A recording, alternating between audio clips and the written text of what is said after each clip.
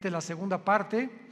En la primera parte que compartí hace algunas horas, pues di un panorama geopolítico de toda la situación que ha suscitado la invasión a Ucrania, la alianza rusa, China, iraní y Turquía, profetizada hace 2700 años, la forma como el mundo se ha desarticulado a tal grado donde pues ya realmente la gente están como borreguitos, siguiendo todo lo que se les dice, sin investigar, sin usar el sentido común, sin consultar con expertos acerca de todo lo que está pasando. En fin, vivimos un mundo muy difícil. Y una de las cosas más importantes es que la Biblia nos revela que vendrá sobre el mundo un periodo de tiempo de terribles catástrofes. No son comparables con nada de lo que en toda la historia, escuchen esto, ni siquiera con el diluvio universal de los tiempos de Noé. Porque vino el diluvio, ¿verdad? Y murieron inmediatamente todos los seres humanos, menos 8 personas, Noé, su esposa, sus 3 hijos y las 3 esposas de sus hijos. Pero lo que se viene en el mundo se compara en la Biblia con los dolores de parto de una mujer. Cuando una mujer entra en dolores de parto, ya casi al iniciar el 9º mes, vienen dolores, van aumentando hasta que se rompe la fuente y llega la criatura tan esperada con el último dolor. Cristo comparó estos dolores de parto como se iba a llevar a cabo o como se iba a suceder los elementos geopolíticos, filosóficos, religiosos en el planeta Tierra antes de que Él venga por segunda vez. Y Cristo nos enseña, y sus apóstoles también, muy claramente, que debíamos mantenernos vigilantes. Dice en Lucas 21:30 en adelante, para que sean dignos de escapar. ¿De escapar de qué? Pues de la tribulación. ¿De qué otra cosa vamos a poder escapar, verdad? Porque hay personas que enseñan que la iglesia va a atravesar la tribulación. Pero cuando este estudio nos va a ayudar a ampliar nuestra capacidad de comprensión teológica y bíblicamente para entender que es imposible que la iglesia atraviese la gran tribulación. Nos vamos antes. Tal vez ahorita saliendo, tal vez ahorita en la noche, mañana, la semana que entra, no sabemos el día y la hora, pero ya los cascos del Apocalipsis se encuentran sonando en el cielo. Y ya la voz del novio está gritándole a la novia: vengo por ustedes, prepárate, porque muchos en ese momento me dirán: Señor, Señor, y les contestaré: yo nunca te conocí. Hablamos lenguas, hicimos milagros. También los demonios pueden imitar los dones y pueden imitar los milagros. Nunca los conocí porque nunca hicieron mi voluntad. ¿Y cuál es la voluntad de un cristiano? Bueno, cuando se formó la iglesia, desde el inicio de la iglesia, Hechos 1:8, y recibirán poder cuando haya venido el Espíritu Santo y me serán testigos. Entonces, la voluntad de Dios es que tú y tú y tú y yo y todos los que seguimos a Jesús hablemos del amor de la cruz. Le hables a tu familia, le des testimonio de lo que Dios hizo en tu vida. Puedes comenzar con eso: fíjate que pues yo era así y era así, etcétera, etcétera. En la Navidad, en una fiesta, en un cumpleaños, y mi vida cambió. ¿Y por qué? Pues conocí a Jesucristo. Oye, pues yo también sigo a Dios, etcétera, etcétera. Y le contestas tú: ¿a cuál Dios? Los hindúes tenían 6 millones de dioses. Entonces la gente tiene muchas escapatorias, ¿verdad? Yo sigo a Jesús. Una vez le pregunté a una persona y le dije: ¿a cuál? ¿Cómo que a cuál? Le dije: mi cuñado se llama Jesús. O sea, dice, seguimos a Jesús. Bueno, hay cantidades de Jesuses, ¿no? Y el Jesús de la Biblia es otra cosa.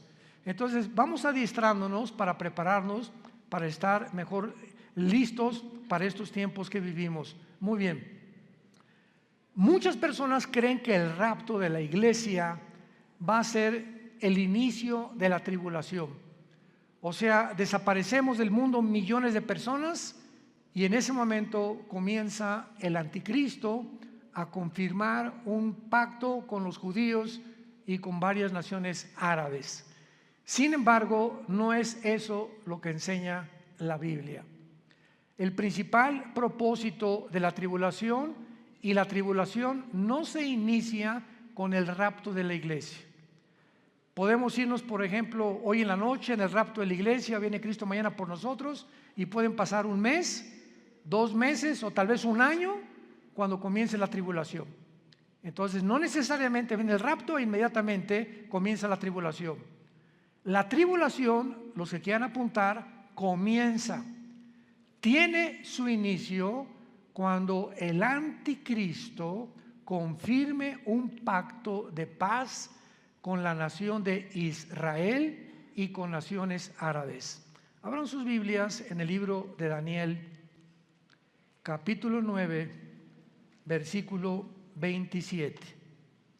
Daniel 9, versículo 27. En este capítulo 9 de Daniel, de los versículos 24 al 27, se encuentra la famosa semana 70 de Daniel. Porque hace 2600 años, Daniel se encontraba en Babilonia cuando comenzó a leer al profeta Jeremías. Y Daniel descubre, leyendo el profeta Jeremías, de que el exilio o todo ese tiempo en que Nabucodonosor se llevó a los judíos a Babilonia, los 70 años de exilio estaban por terminar. Y Daniel se sorprendió, era un hombre de Dios que oraba 3 veces al día, en la mañana, en la tarde y en la noche. Estamos hablando de 1 a 2 horas diarias, perdón, en cada término de su oración. Entonces se hinca Daniel en el capítulo 9 y comienza a orar a Dios. Señor, ya va a terminar la cautividad babilónica. Jeremías profetizó que serían 70 años, y como él era un hombre que estudiaba la Biblia, como muchos cristianos, me espero que lo estén haciendo, estaba consciente de lo que iba a pasar. Entonces Daniel, después de orar, Dios le manda un ángel, y el ángel baja del cielo, y antes de que el ángel llegue a Babilonia o a donde estaba Daniel, Satanás envía a otro principado, al principado tal vez de Grecia o de Persia, para impedir que el ángel que mandaba Dios llegara a la tierra y le diera a Daniel el programa o la respuesta de cuánto faltaba para que Dios terminara con la nación de Israel. Entonces hay una guerra en el cielo, está en el capítulo 10 de Daniel, hay una guerra en el cielo. Finalmente el ángel llega hasta donde da Daniel, y el ángel le revela a Daniel todo el programa cronológicamente de la nación de Israel. Porque todo el Antiguo Testamento, el pueblo de Dios es Israel. El Nuevo Testamento es la iglesia, y la iglesia no es Israel, ni Israel es la iglesia. Son 2 entidades completamente diferentes. Israel no era el cuerpo de Cristo como se formó con la iglesia. Nosotros somos el cuerpo de Cristo. Israel era la esposa del Padre, y Dios se divorcia, le da cartas de divorcio a Israel, y hasta el momento Israel, el antiguo pueblo de Dios, se encuentra en la banca. Y Dios forma a una entidad nueva que se llama la iglesia desde hace 2000 años, después de la resurrección de Jesucristo y desde el día de Pentecostés. Entonces la iglesia es una entidad completamente diferente de Israel.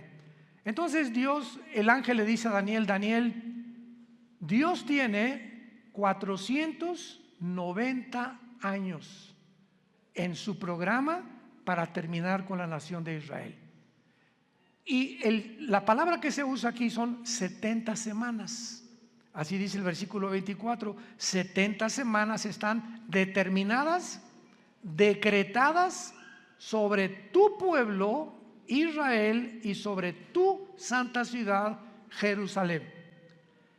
los judíos tenían semanas de días y tenían semanas de años. Y aquí es lógico, ¿verdad? Por el contexto, que no está hablando de semanas de días, como lo vamos a comprobar. Entonces, 70 años están decretados para Israel, para que Dios ya acabe finalmente con toda la historia de Israel. Y el ángel le dice a Daniel: desde que se comience a restaurar la ciudad de Jerusalén, porque en aquel tiempo llegaron los babilonios, llegaron los medos persas, llegaron todo, ¿verdad? Y acabaron con Jerusalén. Cuando comience a ser restaurada Jerusalén hasta el Mesías, habrá 483 años. 483 años, o sea, 6 semanas, que son semanas de años, vuelvo a repetir. ¿Cuándo se comenzó a restaurar Jerusalén? Nehemías capítulo 2, del 1 al 6. Cuando el rey Artajerjes de Persia le ordena a Nehemías y le da permiso para que regrese a Jerusalén, que estaba hecha pedazos, y comience su reconstrucción. Y del momento de que se decretó el regreso o la restauración de las murallas de Jerusalén hasta el Mesías, matemáticamente, damas y caballeros, santos de Dios, lo comentaba en la conferencia anterior, para cualquier ateo, cualquier escéptico, cualquier agnóstico que esté buscando evidencias en la Biblia, esto es extraordinario. Fueron exactamente desde la reconstrucción de Jerusalén hasta la muerte de Jesús 483 años. ¿Faltan cuánto? Faltan una semana, o sea, 7 años. Por eso se llama la semana 70 de Daniel. Entonces los judíos rechazan al Mesías y se interrumpe el reloj cronológico de Dios.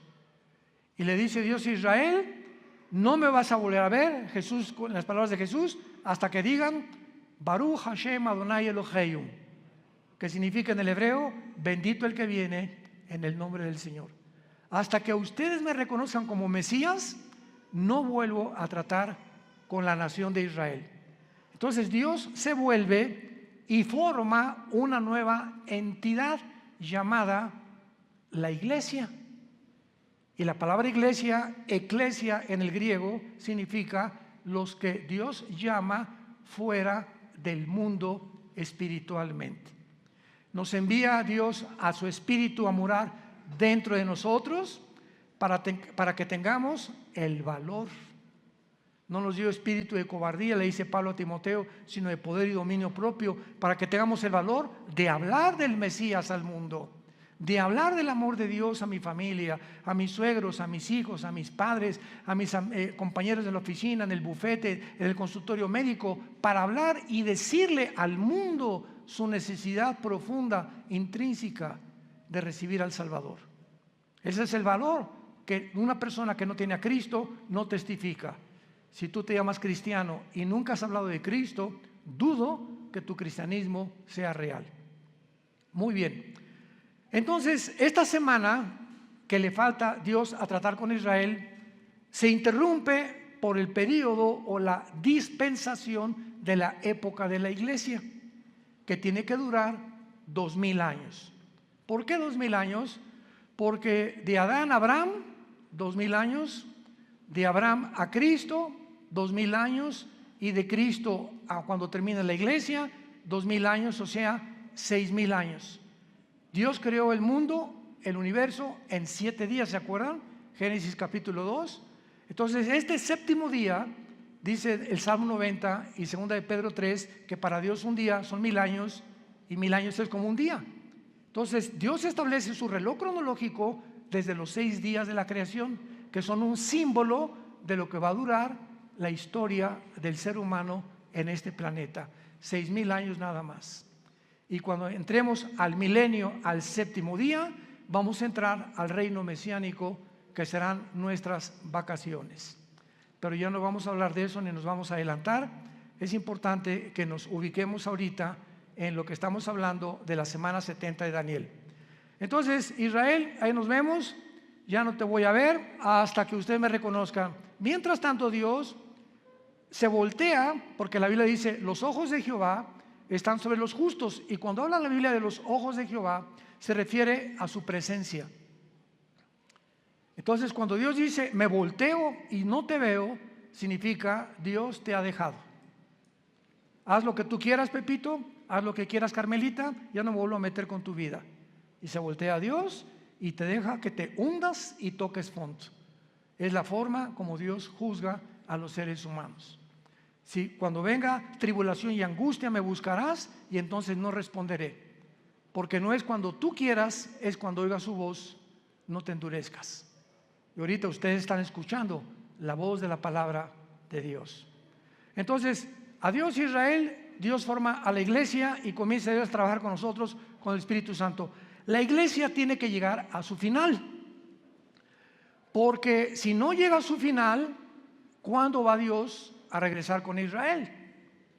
Entonces, durante este tiempo de la iglesia, he oído a muchos predicadores que han dicho que ya Dios no tiene que ver nada con Israel, que la iglesia tomó el lugar de Israel y que Israel ya se olvidó de Dios. Yo siempre les digo, lee Romanos 9, 10 y 11. 3 capítulos del libro de Romanos de Pablo mencionan que Dios no ha acabado con Israel.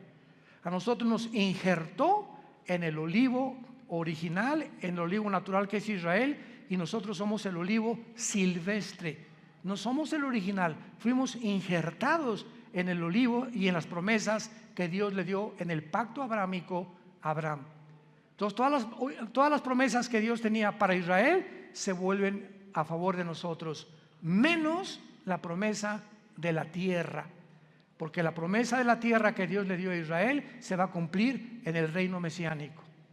Entonces, ahora que Dios está tratando con la iglesia tiene que salir del mundo para que estos 7 años que quedan de la semana 70 de Daniel, que se llaman los 7 años de la tribulación, y vamos a ver qué otros términos se usan en la Biblia, Dios trate con Israel y los meta a un horno. ¿Qué microondas ni qué nada? Va a ser un horno de fuego donde los va a purificar para que puedan estar listos y entrar junto con nosotros al reino mesiánico o al reino milenial. Pero veamos el versículo que más nos interesa, que es el versículo 27 de Daniel 9. Y por otra semana, o sea, por otros 7 años, ahí está la semana 70 de Daniel, es la semana que falta para Israel, que son los 7 años de la tribulación. Y por otra semana está hablando del anticristo. Confirmará el pacto con muchos. A la mitad de la semana hará cesar el sacrificio y la ofrenda, y después, con la muchedumbre de las abominaciones, vendrá el desolador, que es el anticristo, hasta que venga la consumación y lo que está determinado se derrame sobre el desolador. Santos de Dios, este versículo 27, por eso la Biblia es más moderna que el periódico de mañana en la mañana. La Biblia es más moderna que cualquier noticia que el mundo pueda sacar, porque todo Dios lo puso con anticipación para que cuando suceda nos acordemos que Dios es el Dios que conoce el futuro. Y ese es el verdadero Dios al quien tú y yo estamos sirviendo. Noten ustedes, hablando del anticristo, versículo 27, y vamos a traducirlo, por 7 años el anticristo va a confirmar, no a afirmar. ¿Ya lo vieron? Confirmar un pacto. Esto significa que cuando nos vayamos nosotros y el anticristo se siente con los rabinos judíos o con los gobernantes de Israel actuales, o no sabemos quiénes serán, para firmar un pacto, confirmar un pacto, estos gobernantes judíos van a aceptar que este hombre les garantice la paz por 7 años, por la semana 70 de Daniel, que son 7 años. Entonces el anticristo les va a decir, por 7 años les garantizo que ninguna fuerza externa, ningún poder, ni Rusia, ni China, ni nadie los va a atacar. Pero al mismo tiempo dice, confirmará el pacto con muchos, aparte de Israel. ¿Quiénes son estos muchos? Las naciones árabes. que han sido su principal enemigo de Israel. Ahora, qué maravilloso.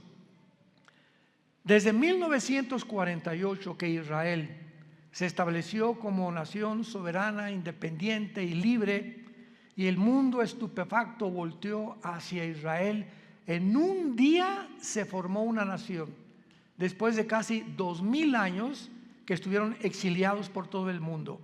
Entonces, esto es impresionante porque desde 1948 hasta principios de este siglo, síganme con cuidado, hasta principios de este siglo, solo dos naciones árabes habían firmado pactos de paz con Israel: Jordania y Egipto, que todavía permanecen estos paz con Israel.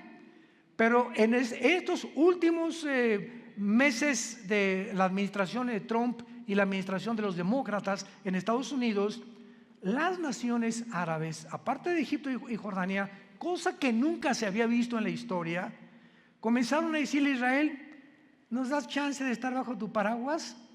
¿Qué? ¿What? ¿Nos das oportunidad de que quedemos bajo su protección? ¿Cómo? ¿Qué hizo que las naciones árabes comenzaran? Bahrein, los Emiratos Árabes Unidos, Sudán, Marruecos, le estén pidiendo ayuda a Israel a entrar en lo que se llama el Acuerdo de Abraham, que firmó Israel con los Emiratos Árabes, con Bahrein, puras ciudades árabes, y últimamente ya son casi 6 o 7 naciones árabes que están bajo el paraguas de Israel por causa de Irán.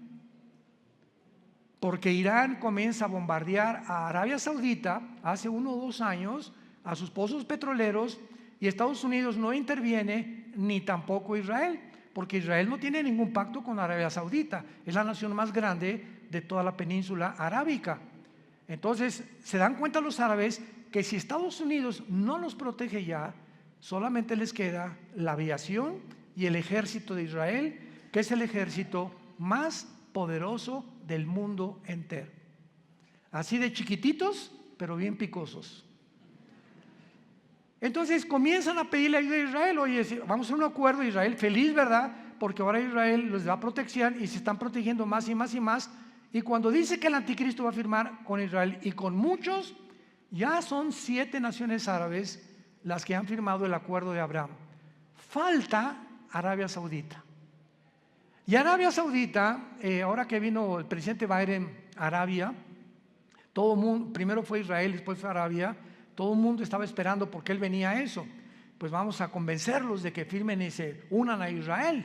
Pues el jeque de Arabia Saudita le dijo al presidente Biden: no vamos a firmar ningún tratado de paz con Israel, porque tenemos una sola condición: cuando Israel haga la paz con los palestinos y Israel le permita a los palestinos poner un estado palestino dentro de Israel, firmamos el Acuerdo de Abraham, cosa que los judíos nunca van a hacer. Así que le están pidiendo, ¿verdad?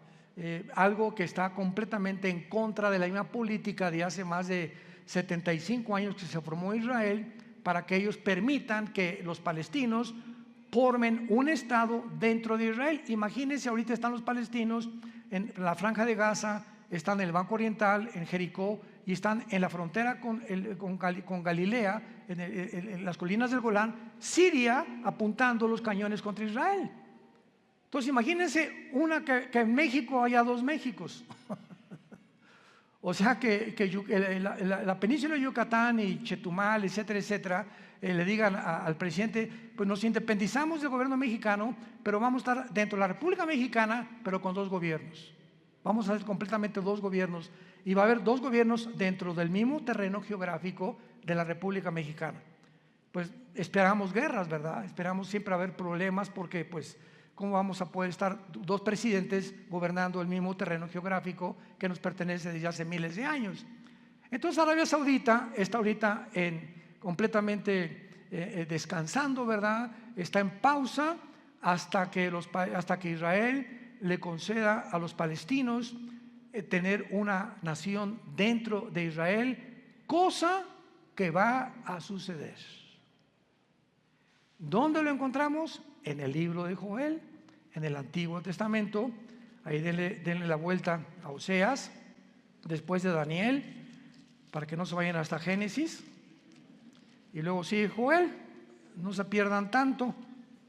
Y aquí en el libro de Joel, capítulo 3, que describe la Tercera Guerra Mundial y la venida de Jesucristo, dice así, Joel capítulo 3, versículo 1 y 2, principalmente. Porque he aquí que en aquellos días y en aquel tiempo en que haré volver la cautividad de Judá y de Jerusalén, reuniré a todas las naciones y las haré descender al valle de Josafat, o sea, al valle del Meguido, donde será y se librará la Tercera Guerra Mundial, conocida como la batalla del Armagedón, que se encuentra en Apocalipsis 16, del 12 al 14. Los reuniré en el valle de Josafat, y allí entraré en juicio con ellas a causa de mi pueblo y de Israel, mi heredad, a quienes ellas esparcieron entre las naciones y repartieron mi tierra. Una de las razones por las cuales Dios se va a enojar con la nación de Israel es que van a acabar cediendo a la presión de otras naciones para permitir dos naciones dentro de una nación. Repartieron mi tierra, la tierra que Dios le prometió a Abraham, a Isaac y a Jacob. Muy bien, ahora veamos este famoso pacto de paz o tratado que confirmará el anticristo, porque hay 5 cosas claves de este tratado, los que lo quieran apuntar. Número 1, el tratado de paz que el anticristo va a confirmar con Israel será entre Israel y el anticristo, involucrando a naciones árabes. Número 1, involucrando a naciones árabes. Puesto que el anticristo tiene que surgir de alguna de las naciones que formaron el antiguo imperio romano, él será el principal protagonista. Ahora vean esto. Para los judíos el anticristo va a ser casi como un Mesías, porque para que hayan confiado que nadie los va a agredir y para que el anticristo tenga el poder de detener a naciones que sean contra Israel, es porque el anticristo va a ser un personaje sobrenatural, controlado por un principado completamente angelical, un principado de Satanás. Ahora esto es muy importante, ¿verdad? Porque él va a ser el principal protagonista y él no va a permitir que nadie los ataque. Antes de que el anticristo firme este tratado, va a haber 2 guerras en Israel, que están mañana en el periódico delante de nosotros. La primera es la del Salmo 83. El Salmo 83 profetizó hace 3000 años que las naciones árabes que forman el círculo cercano a Israel, Egipto, Jordania, el Líbano, Irak y Siria, van a tratar de aniquilar a Israel por segunda o tercera o cuarta vez. Lo intentaron en el 48 cuando regresaron. Al otro día, cuando el primer ministro de Israel proclamó Israel como un estado libre y soberano, los atacaron al otro día, el 15 de mayo de 1948. Los volvieron a atacar en 1956. Los volvieron a atacar en la Guerra de los 6 días, 1967, junio del 1 al 7 de 1967. Y los volvieron a atacar en la Guerra de Yom Kippur, 1973. Cuando Yasser Arafat formó el movimiento para la liberación de Palestina, jurando en el decreto que tienen los palestinos: nunca permitiremos que podamos tener un gobierno en Israel sin Jerusalén. Imagínense nada más. Todos los diplomáticos, el presidente Bush, el presidente Carter, el presidente Clinton, el presidente Reagan, el presidente Trump, el presidente Biden, le han dicho a los palestinos: bueno, les damos la mitad de Jerusalén y les damos aquí, les damos allá, y ellos dicen: no, toda Jerusalén. O sea, cosa, ¿verdad? Me río porque es una imposibilidad.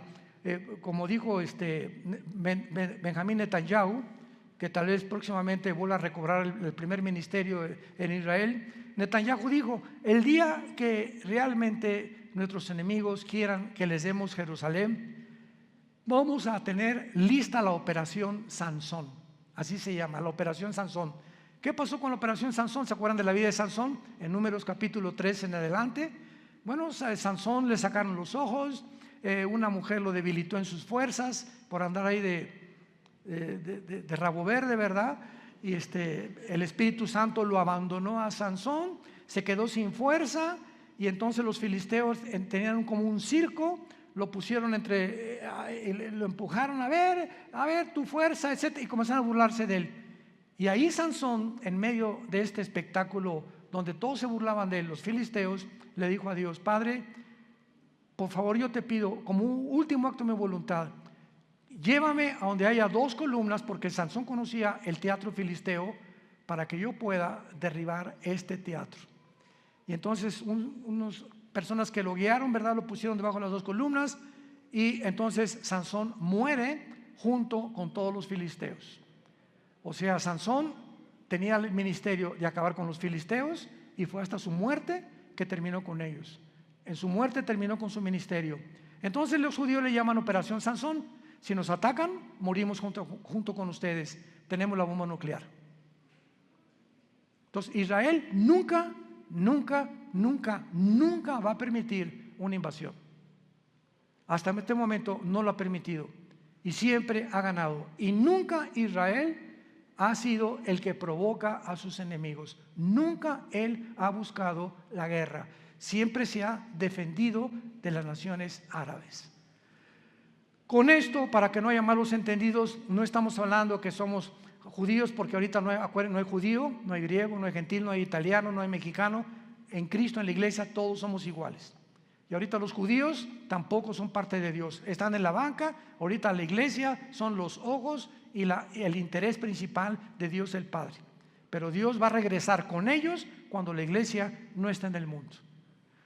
Esta guerra del 83 no tarda en liberarse, porque Irán sigue amenazando a Israel. Esta semana Israel bombardeó el aeropuerto de Alepo, donde encontraron que había aviones cargados de armas iraníes que estaban proveyéndoselas a los sirios para atacar a Israel. Entonces ahorita Israel anda, ¿verdad?, pero con los ojos abiertos, con sus aviones F-35 vigilando por todos lados que no haya movimientos de armas de Irán, principalmente a Líbano, a Siria o a Irak, porque son las naciones donde Irán tiene la supremacía. Irán ahorita sostiene a Hezbollah, el grupo terrorista más grande del mundo en el Líbano, sostiene a los yudis en Yemen, en la península arábica, y sostiene al grupo de Hamas en la franja de Gaza o en la franja de los palestinos. Así que Irán ahorita es el peligro número 1 del Medio Oriente, y es el que va a iniciar esta guerra para que ataquen a Israel. Muy bien. Después de esta guerra, que tal vez nosotros la vayamos a oír en estos días, porque ya no tarda ahorita con tantos viajes que está bombardeando Israel y a Siria e Irán, y van a tener que responder, y se va a armar un conflicto bélico muy grande. Israel va a volver a ganar, de acuerdo al Salmo 83, va a volver a ganar. Y después de la guerra del 83 viene la guerra de Gog y Magog. Ezequiel 38 y Ezequiel 39 en el Antiguo Testamento. ¿Cuál es la guerra de Gog y Magog? Cuando Rusia, Putin, vea que ya los judíos vencieron a los árabes, ahorita Putin está reuniendo a todas las naciones islámicas del mundo entero bajo su sombrilla. Y bíblicamente, en Ezequiel 38, las naciones que van a estar en la región de Magog.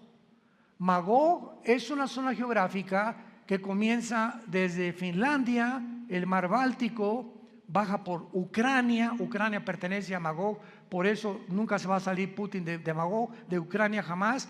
Kirguistán, Uzbekistán, Kazajistán, Afganistán, Pakistán y todas las regiones del mar Báltico y del mar Negro que están al sur de Rusia, que se dividieron de Rusia en 1991, cuando el comunismo cayó, se perdió Rusia, la Unión Soviética, el 30% de su territorio, que son todas estas naciones que ahora son independientes de Rusia.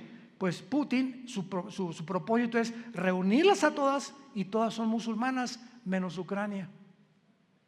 Todas son musulmanas menos Ucrania. Y todas estas naciones se van a unir después de la guerra del 83 para venirse en contra de Israel. Qué interesante que Putin tenga semanas buscando alianzas con todas estas naciones. Ya está en Kazajistán, acaba de salir de Kazajistán hace algunos días y va a comenzar a recorrer o a hacer una campaña para unir estas naciones y se cumpla Ezequiel 38 y 39, que será la guerra de la antesala de la guerra del Armagedón. Y pienso de una forma particular que estas dos guerras, la del Salmo 83 y la de Ezequiel 38 y 39, van a suceder antes de que nos vayamos de este mundo. Es posible que veamos y seamos testigos de estas dos invasiones. Y el anticristo, viendo que otra vez derrota Israel a Rusia, porque viene de Rusia con Gog y las naciones musulmanas, entonces el anticristo va a ser el papucho de papuchos. Y ya no va a haber nadie que le pueda hacer frente en el mundo entero, porque ya acabó Rusia, ¿verdad? Ya acabaron las naciones árabes, el primer ciclo, los musulmanes ya no van a tener el poder para poder atacar a Israel. Entonces el anticristo va a erigirse como el dictador número uno del mundo entero, y el anticristo va a unir a Europa con el Medio Oriente. Se van a formar dos continentes, Asia, Medio Oriente y Europa, en una mezcla. Daniel capítulo 7, los 10 cuernos y los 10 dedos del estatua de Nabucodonosor, y de entre estas 10 naciones, 5 de Europa y 5 del Medio Oriente, dentro de una de ellas, Daniel 7 dice, surgirá el anticristo. Así que no especulemos que el anticristo es el Papa, o que Obama tiene cara del anticristo también, o que el príncipe Felipe por aquí por allá, o que Gorbachov se murió hace 3 días, así que tampoco podía ser el anticristo. Decían que porque tenía un lunar aquí era el 666. Bueno, ha habido tantas especulaciones, ¿no? Nunca sabremos cuándo va a surgir el anticristo hasta que oigamos. Pongan atención, santos de Dios, hasta que oigamos. Se formó un G10, ahorita hay un G7. 5 naciones de Europa, viendo que ya no pueden subsistir por el gas que Rusia les está impidiendo tener ahorita, el invierno de este año en la Unión Europea, ha aumentado el gas en cada nación de Europa 10 veces más. Entonces Europa se encuentra hundiéndose económicamente, y ahora sin gas, porque Rusia le está cerrando ya la llave por haber tratado de ayudar a Ucrania. Va a quedar Europa tambaleándose, ¿verdad? Y no hay mejor caldo de cultivo para un dictador que cuando una nación está en problemas, como lo fue para Adolfo Hitler. Adolfo Hitler en 1932-33 acaba de pasar la Primera Guerra Mundial, perdió Alemania en la Primera Guerra Mundial. Vino el caos económico en los 30s, donde la gente se está muriendo de hambre, y en medio de este caos Alemania estaba llena de comunistas, porque el comunismo comenzó en el 93 con los bolcheviques, con Lenin. Estaba sin trabajo, no había fábricas, y llega Hitler y crea la Volkswagen, que significa el carro del pueblo. Fernando Porsche fabrica los primeros carros Porsche, hace fábricas, saca Hitler a los comunistas de Alemania, y pues decía la gente, este es el hombre que estamos esperando. Siempre el engaño del populismo, ¿verdad? De los gobiernos populistas. Este es el que estábamos esperando, porque siempre, desgraciadamente, estamos esperando un hombre que nos saque del hoyo, y no hay nadie que nos pueda sacar más que Jesucristo, el Hijo de Dios, nada más. Entonces Hitler tenía el caldo de cultivo, ¿verdad? Igual todos los grandes dictadores que ha habido en la historia, Saddam Hussein, el que tú me quieras mencionar, surgen cuando el problema en la nación se encuentra completamente económicamente quebrantada. Y de ahí el que surja en la nación le estará eternamente agradecido que lo sacó del hoyo, pues el anticristo se formará y lo adorarán como Dios. De los milagros va a solucionar el problema de Europa, va a solucionar el problema del Medio Oriente, va a solucionar el problema de África, va a solucionar el problema del hambre, del clima y de todos los problemas que ahorita han sido insolubles. El anticristo tendrá la sabiduría, la destreza, el poder de poder realizarlo. Veamos en el libro de Daniel capítulo 8 lo que acabamos de comentar del anticristo, porque aquí se escriben en estos versículos claramente los poderes del anticristo durante la tribulación. Daniel 8, 23 al 25 está hablando de la persona del anticristo. Escuchen con mucha atención.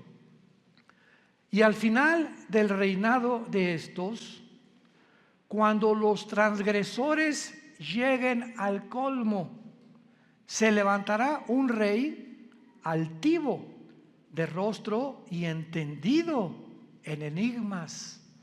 Su poder se fortalecerá, mas no con fuerza propia, y causará grandes ruinas y prosperará, y hará arbitrariamente y destruirá a los fuertes y al pueblo de los santos. Con su sagacidad hará prosperar el engaño. En su mano y en su corazón se engrandecerá, y sin aviso destruirá a muchos, y se levantará contra el príncipe de los príncipes, pero será quebrantado, aunque no por mano humana. Rápidamente, para terminar, resalto estas características. En primer lugar, el poder del anticristo no será de él. Su poder se fortalecerá, mas no con fuerza propia, y lo explica Apocalipsis capítulo 13. Y Satanás le entregó su autoridad, y le entregó su poder, y le entregó su sabiduría al anticristo. Por eso dice, su poder se fortalecerá, pero no de él. Todo lo que él haga será porque estará completamente poseído por principados demoníacos. En segundo lugar, dice el versículo 23, que va a ser un rey altivo de rostro y entendido en enigmas. Apunte la palabra en hebreo, enigmas, que es chida. No chiro, chida. C-H-I-D-H-A, chida. Escuchen lo que significa la palabra chida. Significa dichos o cosas difíciles de resolver, problemas para la inteligencia común del ser humano. O sea, que él va a tener una capacidad sobrenatural, científica, filosófica, política, religiosa, que va a asombrar a la mente más brillante que pueda en ese tiempo existir en el mundo. Entendido en enigmas, su poder se fortalecerá, prosperará y hará arbitrariamente y destruirá a los santos con su sagacidad. Esta palabra sagacidad es la palabra sekel en el hebreo, S y con K, sekel, apúntala, que significa inteligencia para resolver crisis. Con su inteligencia para resolver crisis hará prosperar el engaño. O sea, todo su reino será de engaño, de mentiras, de promesas falsas, porque a los 3 años y medio, en lugar de los 7 años, entrará al templo judío, les permitirá reconstruir el tercer templo a los judíos, los traicionará a los judíos y comenzará la persecución. Mateo 24, 15 al 20. Así que nos encontramos, hermanos, ante un panorama delante de nosotros que es muy claro, porque será un pacto firme el que él va a confirmar. Va a iniciarse con 7 años de falsas promesas. Les dará a los judíos el derecho de reconstruir el templo, y a los 3 años y medio profanará el templo, persiguiendo a los judíos y a los cristianos que queden en aquellos días. Tenemos ante nosotros una película, por eso se llama el Apocalipsis. ¿Saben qué significa la palabra Apocalipsis? Viene del griego, descorrer la cortina, es lo que significa. descorrer la cortina. Dios en el Apocalipsis nos descorre las cortinas que nadie con su inteligencia natural o humana puede penetrar en el futuro más que el Dios de la Biblia. Nos corre y nos abre la ventana para que nos asomemos y nos diga: he aquí, vengo en breve. Dichosos los que lavan sus ropas para tener derecho al árbol de la vida, y para que sepan que en cualquier momento vengo por ustedes, y muchos se arrepentirán, se jalarán los pelos al darse cuenta que era demasiado tarde, porque nunca hiciste firme tu vocación y tu elección. La puedes tú hacer en esta tarde a través de la convicción que el Espíritu Santo causa en tu corazón. Oremos. Te damos gracias, Padre y Dios de Jesucristo nuestro Señor, el gran pastor de las ovejas, por el pacto sempiterno. Oramos que Dios te haga hacer, que te motive y que tu pueblo pueda despertar, Señor, porque tu pueblo está dormido. Hay un engaño operando en el mundo entero ya, haciéndonos creer cosas que no son reales. Los medios de comunicación están llenos de mentiras, falsedades por todos lados, donde el mundo ya no sabe qué creer y qué no creer. Pero tenemos la palabra profética más segura, a la cual haríamos bien en estar atentos como una antorcha que alumbra en lugar oscuro hasta que el lucero de la mañana salga en nuestros corazones. Gracias, Padre, por tan grande salvación, por esa cruz donde tu Hijo le pusieron espinas en la cabeza, clavos en las manos y clavos en los pies, y desangrando y agonizando, Él pudo expresar las palabras más sublimes que un hombre en ese estado pueda expresar: perdónalos porque no saben lo que hacen. Pero en este momento tú ya sí sabes que Él murió por ti, para pagar por tus pecados, que fue enterrado, crucificado y resucitado a los 3 días, y que tú necesitas abrazar esa cruz hoy, que tu corazón está preparado, e invitarlo a tu vida como tu Señor y Salvador. Dile estas palabras desde lo profundo de tu alma, si quieres en este momento arrepentirte de tu vida y entregársela a Dios. Padre, te pido perdón por mi vida, por mis pecados. Creo que en esa cruz con tu sangre pagaste por ellos, y que a los 3 días resucitaste de los muertos. Y porque creo que vives, Jesús, te pido que entres a mi corazón como mi Señor y mi Salvador. Te doy gracias por la vida eterna y por lo que harás en los pocos días que me quedan de vida para hablar de ti, Señor. No perderé ninguna oportunidad ya en la vida de dar testimonio de tu gracia y amor en la cruz. En el nombre de Jesús. Amén. Gracias a Dios por esta palabra. Gracias a Dios por este libro maravilloso que Dios nos ha dejado. Ámala. Lee la Biblia, estudia la Biblia, memoriza la Biblia, medita la Biblia, día y noche. Y Dios te promete, el Dios que inspiró este maravilloso libro, que es un compendio de 66 libros, que Él te hará prosperar en todo lo que tú hagas, si tú buscas a Él y su reino en primer lugar. Y Él no es hombre para que mienta, ni hijo de hombre para que se arrepiente. Lo que Dios cumple lo va a hacer realidad en tu vida. Pero tú tienes que apegarte, abrazar, arraigarte a esta palabra santa. En la mañana ábrela en los Salmos, en Proverbios, en Juan. Léela 15 minutos, 20 minutos. Antes de leerla, Padre, abre mi corazón a tu palabra. Dame entendimiento, Espíritu Santo. Ahorita vamos a comer todos. No están ayunando, ¿verdad? Y antes de comer, donde quiera que estés, ahora agarra a tu mamá, a tu esposa, que tal vez no habías hecho. Padre, gracias por estos taquitos de barbacoa. Gracias, Señor, por esta comida en el nombre de Jesús. Y comenzamos ya a vivir una vida de agradecimiento al Creador y al que dio su vida en una cruz por nosotros. Antes de acostarte, Padre, gracias por este día. Me acuesto en paz, me acostaré y así mismo dormiré, porque tú me haces vivir confiado. Quiero dormirme como un angelito sin pensar en nada, porque mañana tú me dirás qué cosa tengo que hacer.